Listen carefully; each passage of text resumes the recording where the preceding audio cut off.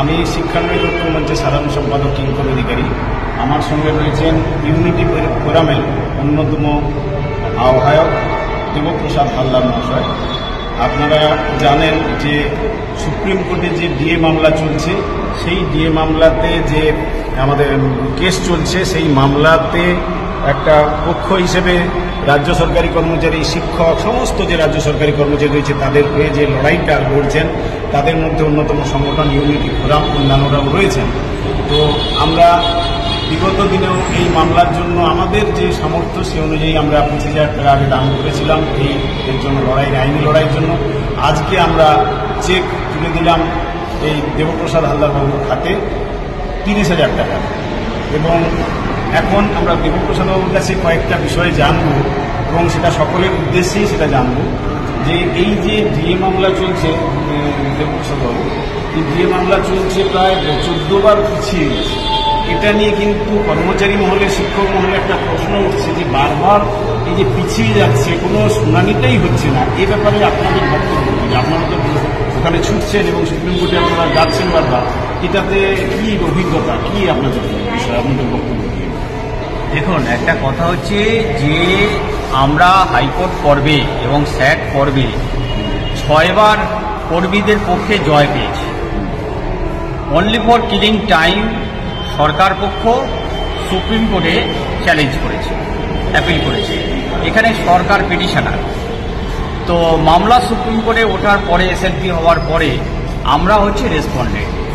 এইবারে সেখানে দেখা যাচ্ছে যে বারে বারে সুপ্রিম কোর্টে তারিখে তারিখ হচ্ছে, শুনানি হচ্ছে না।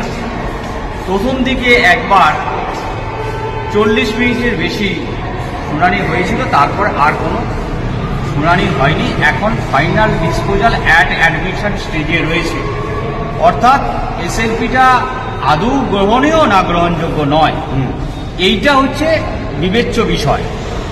যেহেতু সুপ্রিম কোর্টে পেন্ডিং, আমরা অন্য কোনো মন্তব্য করতে পারি না।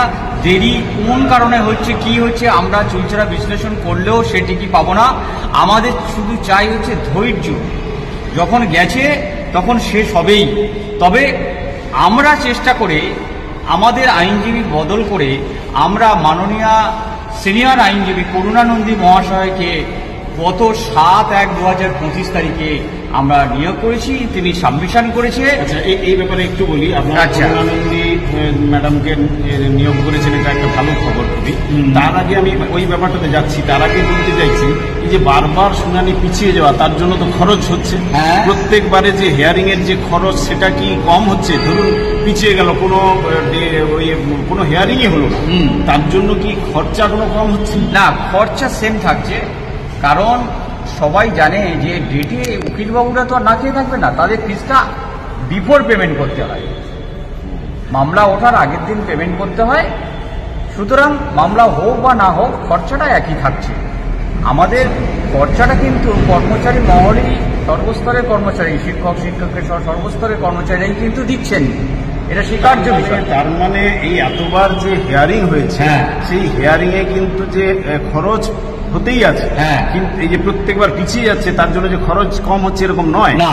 তাহলে এবারে যেটা আপনারা যেটা এই কথাতে আসছি যে আগামী 25 তারিখ, 25শে মার্চ মামলা উঠতে চলেছে, 95 সিরিয়াল। ব্যাপারটা অনেকের কাছে ভ্রান্তি যে 95 মানে কি করে এত, কিন্তু এর ব্যাপারটা আসল রহস্যটা কি সেটা, এবং যে আইনজীবী বদল করেছেন কেন করলেন, এবং এই আইনজীবীর কাছ থেকে আপনারা কতটা কি আশা করছেন, এবং 25 তারিখে কি সম্ভাবনা রয়েছে, এ ব্যাপারে আপনার বক্তব্য। দেখুন, আমরা প্রথমে বলি যে কেন আমরা আইনজীবী বদল করলাম। ঠিক আছে, এই তারিখ হওয়ার ফলে কর্মচারীদের মধ্যে একটা বিরাট হতাশা সৃষ্টি হয়েছে। তাদের দাবি অনুযায়ী আমরা নিজেদের মধ্যে আলোচনা করে ঠিক করলাম যে একটা সুপ্রিম কোর্টের প্র্যাকটিসরত, নিয়মিত প্র্যাকটিস করেন এরকম একজন সিনিয়র অ্যাডভোকেট নিয়োগ করতে হবে। তাহলে হয়তো চেষ্টা করতে হবে, তো তাহলে হয়তো এই তারিখের খেলা বন্ধ হতে পারে। তা আমরা সেইটা খুব চেষ্টা করে আমরা একজন বিখ্যাত বলতে গেলে, যিনি আরজিকর মামলায় ডাক্তারদের হয়ে দাঁড়িয়েছিলেন, সেই স্বনামধন্য মহিলাকে আমরা জোগাড় করতে পেরে আমরা তার সঙ্গে জোগাড় করে কনসালটেশন সেরে গতবার 7/8/2025 যে ডেট ছিল সেই ডেটে আমরা অ্যাপ্লাই করেছি। এবারে বলতে পারেন তিনি কি করেছেন। তিনি দেখুন প্রথমবার যেটা করেছেন সেটা সমস্ত স্তরের কর্মচারীরা ভিডিও দেখেছেন। তিনি যেটা কাজের কাজ করেছেন এই তারিখের তারিখ পুরো বন্ধ করে দিয়েছেন। কি যদি বলেন, সেখানে উনি হাই অন দ্য বোর্ড বলে দিয়েছেন জজের কাছে। এই হাই অন দ্য বোর্ডের মানেটা কি? এই হাই অন দ্য বোর্ড হচ্ছে শুনানি নিশ্চিতকরণ নেক্সট ডেটে, আর মামলার সিরিয়ালটা খুব কাছাকাছি থাকা 10-15-র মধ্যে। আচ্ছা, এটা হলেই শুনানি নিশ্চিত হবে, কারণ আমাদের প্রতিবারে দেখা যাচ্ছে 45, 50, 60-এ থাকে। সেটা উনি করে দিয়েছেন।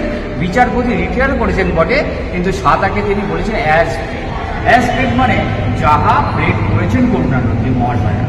হলো এইবার আসি 25 তারিখ, 25শে মার্চের ব্যাপারে। 25শে মার্চে সরকার যেহেতু নানাভাবে বলছে যে 41,000 কোটি টাকা দিলে সরকার মানে ফিনান্সিয়াল ক্যাটাস্ট্রফি হবে সরকারের, যে দিতে পারছে না, সেইটা বন্ধ করার জন্য আমরা উল্লেখযোগ্যভাবে একটা মানে খুব সাংঘাতিক একটা ভালো তথ্য আমরা জোগাড় করবে আরবিআই, আচ্ছা, যেটা হচ্ছে অল ইন্ডিয়া বেসিস। সেখানে পরিষ্কার বলা আছে পশ্চিমবঙ্গ সরকার হিউজ পরিমাণ টাকা তারা আরবিআই এ জমা রেখেছে, সেখান থেকে সুদ খাচ্ছে। তার পরিমাণ কত? 10.5 লক্ষ কোটি। কোথায় 41,000 কোটি আর কোথায় 10.5 লক্ষ কোটি? কোথায় রয়েছে এই অর্থ? সেইটাই তো কথা। সেইটা আমরা তথ্য পুরোটাই আমরা সুপ্রিম কোর্টে আইএ মানে হচ্ছে ইন্টারলকুটরি অ্যাপ্লিকেশন করে জমা দিতে হয়। আচ্ছা, সেই পুরো যে যত পাতা আছে, হয়তো 40-50 পাতা হবে, পুরো তথ্যটা আমরা সুপ্রিম কোর্টে বিচারপতিদের দেখানোর জন্য। দেখুন সরকার পক্ষ এফিডেভিট করে আপনার কাছে কি ধরনের মিথ্যা ধারণা গাইছে। মানে অর্থ রয়েছে, আপনারা বলছেন যে তথ্য বলছে অর্থ রয়েছে, সেই পরিমাণটা তো বিশাল। আপনি যেটা বলছেন চমকে ওঠার মতো। সুদ খাচ্ছে কত টাকা আরেক বছর নিয়ে আপনার মুখে? 10.5 লক্ষ কোটি। 10.5 লক্ষ কোটি টাকা সাসপেন্ড অ্যাকাউন্টে, সাসপেন্স অ্যান্ড মিসলেনিয়াস অ্যাকাউন্টে জমা রেখেছে পশ্চিমবঙ্গ সরকার, যেটা ভারতবর্ষের মধ্যে কথাটা ঠিক নয়, ঠিকই নয়, আদৌ ঠিক নয়। এবং সেটা আপনারা প্রমাণ করে দিতে পারবেন। প্রমাণ করে দিয়েছি অলরেডি, সুপ্রিম কোর্টে জমা দিয়েছি। এটা বিচারপতিদের নজরে আনার জন্য দেখুন কি ধরনের মিথ্যা এখানে বলছে সরকার।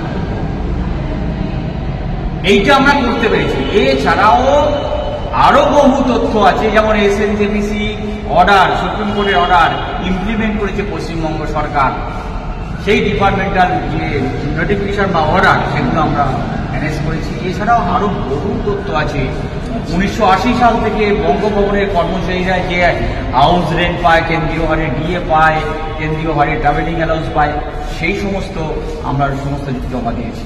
এমনকি সুদ সহ আমাদের কত পাওনা আমরা কেউ জানি না, সেইটা চার্ট আকারে সমস্ত জমা দিয়েছি ডিসেম্বর 2024 পর্যন্ত। আচ্ছা, এরকম বহু আরো তথ্য আছে। আইএটা দেখলেই বুঝতে পারবেন। 136 পাতা টোটাল।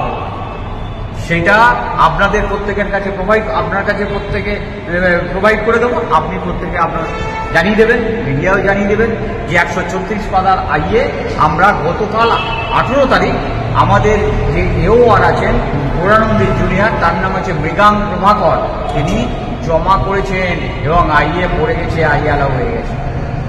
যেটা আগামী 25 দিনে হিয়ারিং হবে। অ্যাডিশনাল এভিডেন্স হিসাবে, অ্যাডিশনাল ডকুমেন্ট, সরকারকে হারাতে গেলে অ্যাডিশনাল ডকুমেন্ট অর্থাৎ ডকুমেন্টসের মাধ্যমে ওনার যে মিথ্যা সত্য কি আছে আমাদের কাছে সেটা সরকারের কাছে জানাতে হবে, এটা নিয়ম। আপনারা কি মনে করছেন যে এই 25 তারিখের যে হিয়ারিং, এই হিয়ারিংটা বাস্তবে অন্যান্যগুলোর মতো হবে না, এটা একটা ভিন্ন হবে এভাবে আশা করছেন? এবং 95 যে সিরিয়াল, এই 95 সিরিয়ালটা তো একটা, এইবারে 95 সিরিয়াল নেব।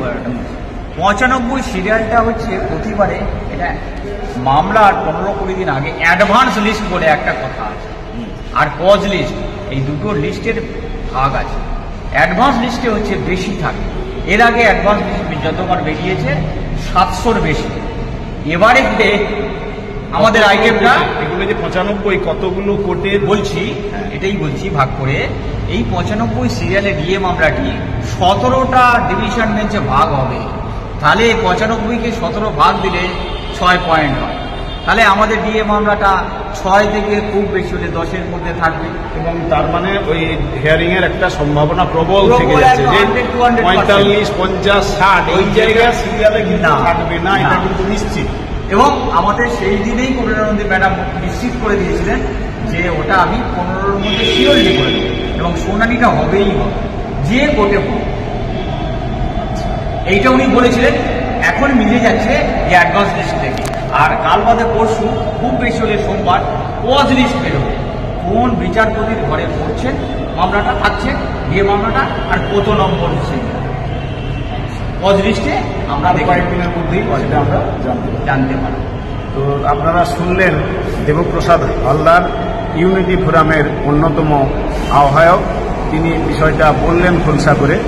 এবং এই যে মামলা 25 তারিখ যেটা হিয়ারিং হতে চলেছে, আমরা আশা করব কর্মচারী মহল, শিক্ষক শিক্ষাকর্মী মহল আশা করব নিশ্চয়ই এই আইনের মধ্য দিয়েই এই জয় আসবে।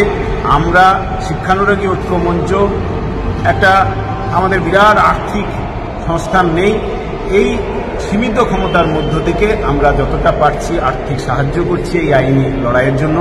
ফলে আমরা সকলেই আশা করব এই আইন যথাযথ আইন এবং শুনানি যথাযথ হোক এবং এই মামলার নিষ্পত্তি দ্রুত হোক, এই আশায় কিন্তু আমরা রয়েছি পশ্চিমবঙ্গের সমস্ত কর্মচারী মহল, শিক্ষক শিক্ষাকর্মী। আমি দেবপ্রসাদ বাবুকে অভিনন্দন জানাচ্ছি, সংগ্রামী অভিনন্দন। এবং লড়াইয়ে জয় আপনার শুধু নয়, এটার মধ্য দিয়ে কর্মচারী মহল সকলের জয় আসবে। এবং আমাদের এই সীমিত যে সাহায্যটুকু আপনারা গ্রহণ করে আমরা সানন্দে গ্রহণ করলাম, সকলে করছি, আমরা আমাদের সীমিত অবশ্যই খুব ভালো লাগছে আজকে যে আপনার হাত থেকে, আপনার সংগঠনের মাধ্যমে আমরা 30,000 টাকা পেলাম। এটা ওই মামলার যে অ্যাডভোকেটদের যে ফিজ সেটা আমরা মিট আপ করতে পারবো এবং আমরা জয় নিশ্চিত করার চেষ্টায় থাকবো। নমস্কার।